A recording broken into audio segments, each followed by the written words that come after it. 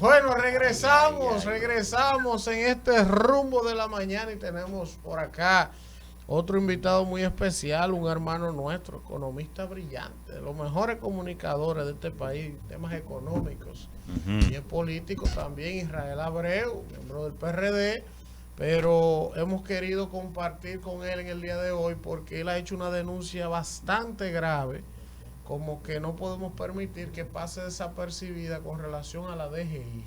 Buenos días, Israel. Cuéntanos qué es lo que está pasando en la DGI. Miren, definitivamente una práctica de administraciones pasadas se reitera en esta ocasión en la administración del señor Luis Valdés. ¿Por qué necesariamente tengo que citar el nombre de don Luis Valdés? Porque tiene N cantidad de abogados que estoy seguro que necesariamente han en alguna medida, ¿verdad? Comunicado que es un acto ilegal el hecho de bloquear comprobantes fiscales y en este caso bloquearles la oficina virtual a los ciudadanos contribuyentes, a las micro, pequeñas y medianas empresas. El hecho es que he sido apoderado de varias denuncias que lamentablemente, como les dije anteriormente, no solamente le bloquean los comprobantes fiscales, cerrándole virtualmente sus empresas, sino que también le bloquean la oficina virtual. ¿Y qué representa eso en el orden fiscal y financiero? Bueno, una empresa cualquiera o persona física que es objeto del bloqueo de su oficina virtual, no puede no solamente declarar, sino que eso también le impide generar las certificaciones para cobrarle al Estado específicamente y además pagar real y efectivamente los impuestos que se generan, causando y generando dos perjuicios. Primero al contribuyente, ¿verdad?, que quiere cobrar las deudas que le tienen sus clientes, en este caso el Estado Dominicano, y por otro lado el mismo Estado Dominicano porque deja de percibir los ingresos resultantes de las declaraciones juradas de los ciudadanos, de las personas físicas y jurídicas en República Dominicana. Israel, ¿no sería eso quizás algún error de un sistema, de un software? Porque ¿qué gana el gobierno con bloquearle los comprobantes y la oficina virtual? O sea, al contrario, yo entiendo que deja de perder cuando el contribuyente no puede pagar sus impuestos. Así es. Si fuera un hecho fortuito, porque fuera un contribuyente el que se me hubiese acercado, bueno, pues yo pudiera decir, sí, tú tienes razón, es un error. No obstante, al percatarnos de la posibilidad de que fuera un error, de esa alerta que te da el sistema de la oficina virtual, bueno, pues lo que hacemos es remitir el informe a la Dirección General de Impuestos Internos y solicitarle que arregle la situación que se está dando. El hecho es que a pesar de las ingentes diligencias que he hecho de manera personal, además de la que hace el contribuyente, esta situación Israel, no se me... Pero ¿qué gana? ¿Qué gana? O sea, ¿qué gana el gobierno con eso? Pero vamos a ver, ¿qué situación han presentado estas personas que se han acercado a ti? ¿Ha habido alguna irregularidad, algún atraso, alguna, o sea, a reacción de que es que la DGI está haciendo esto y si ha habido alguna explicación a ti que ha solicitado formalmente que no hagan eso? O sea, ¿cuál es el argumento que tiene la DGI para estar haciendo esto? Mira, hay un procedimiento que se pudiera considerar, ¿verdad?, al respecto de la posibilidad de no emitirle comprobantes fiscales a un contribuyente, que es el caso en el que tú tienes deudas y omisiones. La Dirección General de Impuestos Internos creó un sistema de evaluación de riesgo y en esa medida te da 5 comprobantes, te da 10, te da 20. Eso está bien. Te lo limita. Te lo limita. Inmediatamente tú declaras y regularizas tu situación, perfecto, eso pasa. Ese es uno de los casos. Ahora, en el caso del bloqueo de oficina virtual y de comprobantes fiscales, existen sentencias, ¿verdad?, que dan como resultado la ilegalidad de ese hecho en función de la violación al derecho a la libre empresa constitucionalmente establecido. Eso es lo primero. Y lo segundo, imagínense que ese contribuyente, y oigan bien a los juristas de la Dirección General de Impuestos Internos, todavía hayan violado la ley. Oigan bien lo que le estoy diciendo. Lo que existe es una presunción. La Dirección General de Impuestos Internos no es un tribunal. Y los procedimientos establecidos para el cobro compulsivo de una deuda, ¿verdad?, o inclusive en ocasión de que tú violes el código tributario, existen en el mismo código. tú no puedes de manera unilateral, de manera virtual, cerrar una empresa. Eso es lo único que provoca, al respecto de la pregunta que Danira y tú me haces, definitivamente lo único que hace es retrasar el sistema.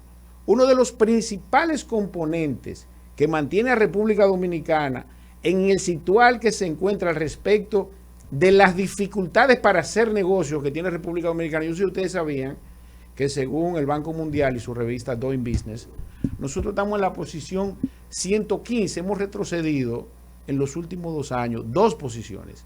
Y cuando hagan la del 2022, yo estoy seguro que retrocederemos 5 puntos como mínimo.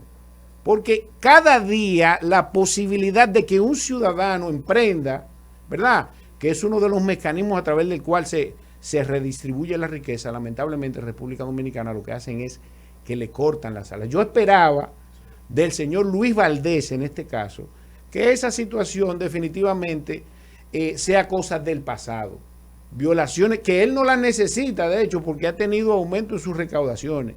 Yo creo que se pudieron, y sobre todo empresas que tienen nóminas registradas, que tienen empleados, que afectan de manera directa sus flujos de caja, y que una empresa en el mundo, porque eso también lo pueden googlear, es muy difícil que sin importar el tamaño de la empresa, pueda esta resistir el embate financiero de durar 2 meses sin facturar y sin cobrar.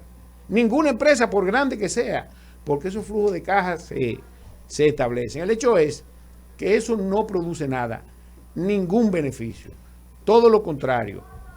A mi modo de ver y sobre todo por la experiencia que tengo, tú necesitas que las empresas operen y dentro de esas operaciones entonces planificar su flujo de caja y cobrarle en base a eso, pero no de manera arbitraria e ilegal, violando la Constitución de la República Dominicana, cerrarte tu empresa. Y oigan bien, a todo el que me está viendo, me puede escribir a través de mis redes sociales, @IsraelAbreu.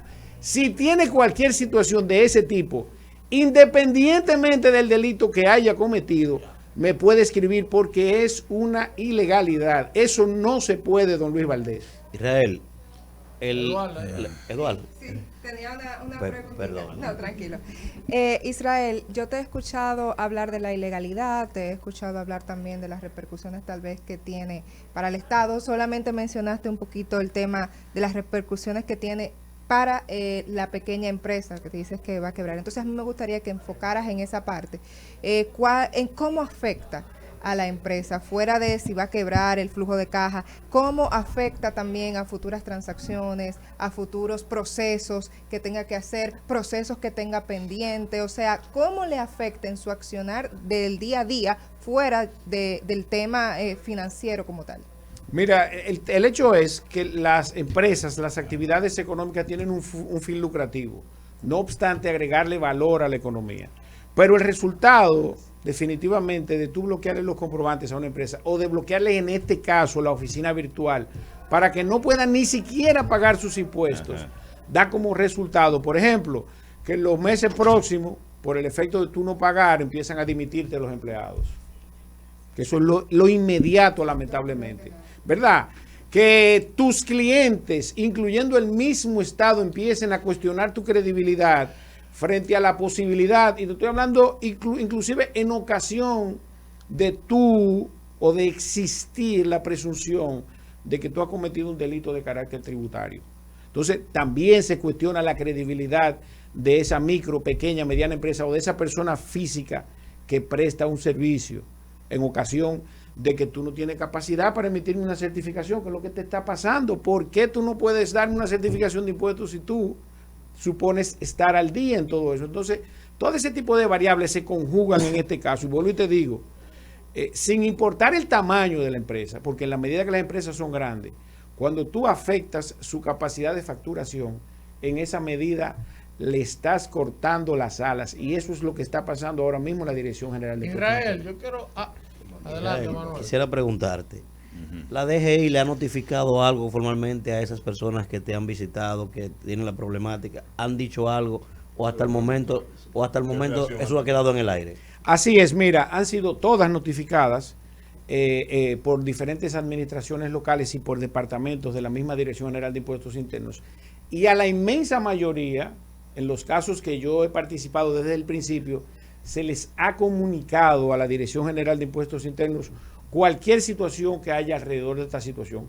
Inclusive, me voy a ir más allá, en los casos que hayan irregularidades, porque no son más que irregularidades, la legalidad la define un juez, ¿verdad? Se le ha notificado, miren, en ese caso pasó esto y aquello. Al tiempo de solicitarle una cita presencial a los fines de regularizar esa situación. Así dicen las comunicaciones que se las puedo compartir. Sí. Aún así, la Dirección General de Impuestos Internos no ha dado respuestas a esas comunicaciones y además mantiene bloqueadas esas empresas. Te estoy diciendo que están en un total desacato de la ley. Pero sorprende, Israel, el hecho de que una persona de las condiciones de don Luis Valdés, que es bastante cercano, y esa ha sido siempre su característica, antes, durante y ahora No, que está en la oposición. eso no es tan así, Delvi. Yo le he escrito, le he enviado correos y lo consideramos un caballero. Debió devolverme esos correos, aunque sea para decirme que no. No, quizá tiene cierto cúmulo de trabajo, tú sabes que la posición es muy envolvente. Le escribí a su asistente también, a Ivot. Israel, yo quiero preguntarte lo siguiente, aprovechar que estás aquí. Y que me desmienta, Luis, él puede llamar. No, él no va a llamar. Mira, aprovechar que estás aquí, ya has planteado esto, pero yo quiero aprovecharte porque tú eres economista y en este país, de antes de ayer para acá, se ha planteado un debate interesante Así con es. la redirección de los recursos de los fondos del 4% a la educación. El equipo económico del gobierno, que esta no es la primera vez que ellos lo intentan, hace tiempo que ellos están detrás de sacar un dinero del presupuesto de educación. Ellos han establecido y tienen una teoría de que eso es posible, aunque la Constitución lo prohíbe, aunque hay 1000 razones por las que lógicamente eso no debería tocarse, sino mejor administrarse. Pero ellos estaban decididos a un dinero que había ahí, que ellos entienden que no se iba a gastar este año, utilizarlo en otras cosas, redireccionar el dinero. Sin embargo, salió el PLD, salieron funcionarios del propio gobierno, como Bartolomé Pujal, a contradecir eso, y gente que luchó por ese 4%, Uchilora. La sociedad comenzó a carburar, como que se estaba prendiendo con ese tema. Y ayer la vicepresidenta reculó y dijo, no, ya por el momento no vamos a tocar los cuartos. Ahora, desde el punto de vista económico y financiero, para que la gente entienda un poco, esto de redireccionar, ¿qué es lo que está buscando el gobierno? Es que ellos no pueden coger más prestado, es que tienen un problema para mantener, por ejemplo, el subsidio a los combustibles. O sea, ¿qué es lo que ellos andan buscando económicamente hacer con esas partidas que ellos están tratando de redireccionar? Mira, en el orden económico, tú sabes que sobre todo lo que me abordas, no obstante, necesariamente hay que concluir abordando la parte legal. Definitivamente se evidencia la falta, la ineficiencia y la ineficacia al respecto del manejo de los fondos públicos. Esa es la principal variable que se evidencia. Porque lo que se está revisando son los primeros 6 meses del año y estamos en el mes 9, ¿verdad? Estamos en septiembre. El hecho es que en ese orden definitivamente se cuestiona gravemente, ¿verdad? La reducción del presupuesto del Ministerio de Educación a esos 4,000 millones de pesos. ¿Por qué en el orden económico? Una de las principales variables que inclusive se prometía en campaña y después en la toma de posesión que iba a cambiar era la inversión de capital o el gasto de capital, que son esas inversiones que hacen los gobiernos que tienen algún retorno y que además le agregan valor a la economía, que no es el caso de los gastos corrientes. Los gastos corrientes lo que crean son regímenes parasitarios al respecto de la situación económica y social de un país. Los subsidios con los cuales en alguna medida estoy de acuerdo por la situación económica de nuestro país, lo que hacen es que reflejan el fracaso que hemos tenido en los últimos 50 años, y no te voy a hablar de los últimos 20, en los últimos 50 años en relación al manejo de las finanzas públicas, que no es lo mismo que la economía nacional. A los políticos y gobernantes que sepan guardar la distancia entre lo que es la economía nacional y la finanza pública. La finanza pública de este país no sirven, es deficitaria, ha sido deficitaria en los últimos 20 años. Ahora, la economía dominicana es una economía resiliente, que es el producto de ciudadanos dominicanos que salen arduamente a trabajar todos los días y a gastar su dinero aquí.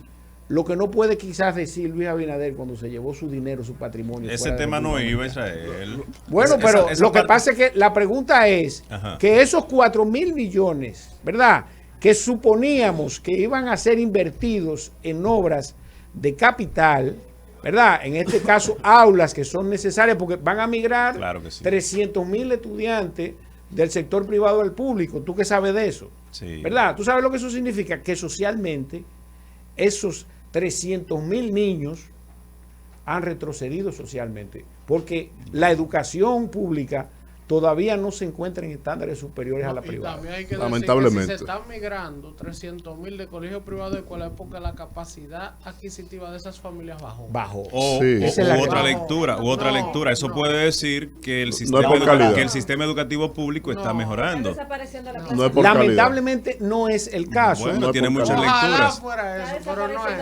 Mira, el debate es simple. El debate es simple. Yo lo miro y mientras si esta silla pudiera yo cargar. Aquí, mientras más grande es el sector privado de educación, quienes ha dicho que más se desconfía o pocos resultados hay en el sistema público. Por eso es un indicador que mientras más pequeño sea el sistema privado, el público entonces es más competitivo. Pero en este caso hay una variable transversal, la economía. Y es el hecho de que la familia le está costando, pero a la vez también la educación cada vez es más costosa. Hay muchas distorsiones ahí que se ha generado con el mismo 4%. Yo siempre he dicho aquí que en mi casa, con mis abuelos, solamente se podía preguntar a la hora de las 12 qué cocinaron aquí. En la mañana y en la noche ya uno sabía que era o pan con mantequilla con una agua de limón que se llama macazo de limón, o en la noche el mismo pan con mantequilla con una cosa de chocolate de agua. Eso no variaba. Eso era ahí. Entonces, un individuo criado a pan con mantequilla no puede entender este tema del Banco Central. Yo quiero que tú me ayudes en esto. Dice el Banco Central en su informe ayer. Oye bien, la tasa de inflación en el mes de agosto fue de 0.21%, la menor en los últimos 27 meses. Oye bien, cuando yo leo el informe dice que esa tasa descendente viene desde el mes de junio, que hemos estado registrando eso, situándola inclusive en 8.80% interanual. Pero en ese trayecto de junio acá, 2 veces ha ajustado el Banco Central su tasa de política monetaria. Ya está en 8 ahora mismo. Si está bajando la inflación, ¿por qué hay que hacer eso? No sé, explícame a ver, porque te repito, esos pan con mantequilla que mamá me daba no me dejan entender ese tema a mí. De verdad que no. No, mira, a diferencia del crecimiento económico, ¿verdad? Que lamentablemente ese crecimiento económico no es percibido por la inmensa población dominicana. En el caso de la inflación, esta sí nos afecta a todos. Y además de eso, el efecto de la inflación es un efecto dominó, es un efecto absoluto, que la base del porcentaje de crecimiento es el último valor del mes anterior al respecto del cálculo. Por eso tú ves que en términos reales, como declaró el presidente de la Federación Dominicana de Comerciantes, don Iván, ¿verdad? Tú tienes como mínimo productos que han aumentado de precio un 20% y productos que han aumentado hasta un 100%, como es el caso del pollo, que lo encontramos a 40 pesos y lo estamos comprando a 80. No, pero lo encontramos a 80. En los colmados está 90. En los colmados está 90. Aumentó exactamente, o quizás más en algunos casos, un 100%. Por eso la gente ve esa distancia entre lo que se publica, porque la acumulación, ¿verdad?, del 1% de hace un año, hoy se puede convertir en hasta un 10 o un 20%. No obstante, miren, la economía dominicana y la influencia que puede ejercer un gobierno al respecto de la misma, en este caso se le ha salido de la mano al gobierno. ¿Por qué? Tenemos tasa de política monetaria en este momento de un 8%, lo que suponía que con haberla llevado a un 6% debió controlarse, que era el doble de la tasa de política monetaria que teníamos en el 2021, que era un 3%. Lo recordarán. Eso suponía frenar de manera inmediata esa espiral de crecimiento que ha mantenido teniendo la inflación. Al margen de esos números, que no hay forma de debatirlo porque es la única institución que hace esos cálculos. El hecho es que en ese orden el gobierno ha agotado todas las herramientas para controlar la inflación. Las únicas dos herramientas que tenemos, que tiene el gobierno, oigan bien para que ustedes estén claros, son la tasa de política monetaria en este momento y segundo, la apreciación del peso. Pero aquí quiero hacer una salvedad.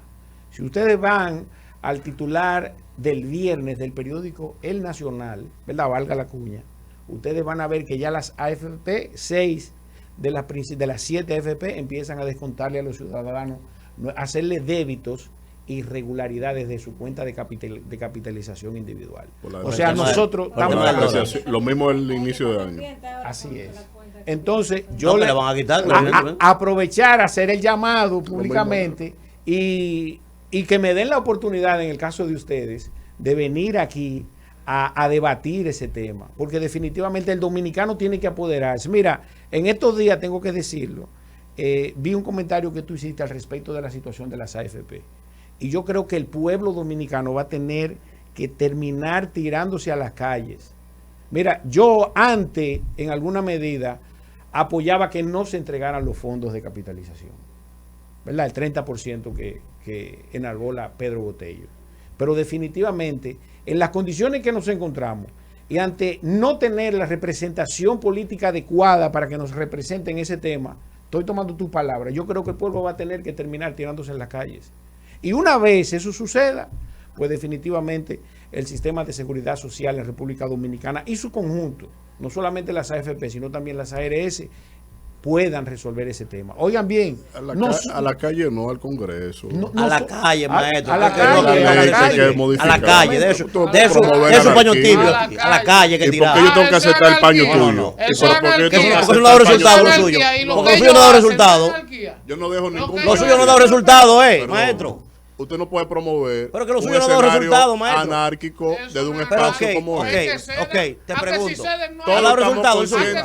No hay calle. ¿El planteamiento suyo ha dado resultado? No. No ha dado ningún resultado. Vamos para la calle entonces. Ni 30% ha dado resultado y se ha discutido. Ni sobre ARS, ni sobre AFP. No, es que no se va a discutir. Es demasiado dinero. Claro, entonces hay que ver la ley entera. Porque yo no me voy por pedazos. Pero yo estoy de acuerdo con eso. Pero ¿cómo hacemos presión para que se discuta y se modifique? ¿Cómo? Entonces, no, está claro ahí. Ahora, pero no con la anarquía, porque el concepto toma de calle. Usted puede decir manifiéstese, pero no tome la calle. Pero eso es el pueblo. Sí, irresponsable. Vete tú a la calle y empieza la anarquía. Es su derecho. Tomen la Plaza de la Bandera, que no va a haber correcto. De calle. O sea, cosas como esa. Tomen la manifestación social. Paren el tránsito la gente. Y paren los comercios. No es lo que hay que hacer en este país. Espérate. Oye, una cosa. Estamos hartos ya de ese tema. Se agotaron las dos herramientas que el gobierno tenía. Porque las otras en el año 2021, ¿verdad? Lamentablemente, prestamos 216 mil millones de pesos para consumo, no para producción. Y eso se refleja en la participación del sector agrícola en nuestro producto. Gracias, Israel. Tenemos que traerlo otra vez. Un segmento con Israel. No, pero eso lo determina usted. Mire, definitivamente me siento orgulloso de todos ustedes. Gracias, hermano. El trabajo duro, tener pasión por lo que hacen y la preparación que ustedes tienen definitivamente es el resultado de lo que la gente llama suerte. Gracias, hermano. Rumbo de la mañana.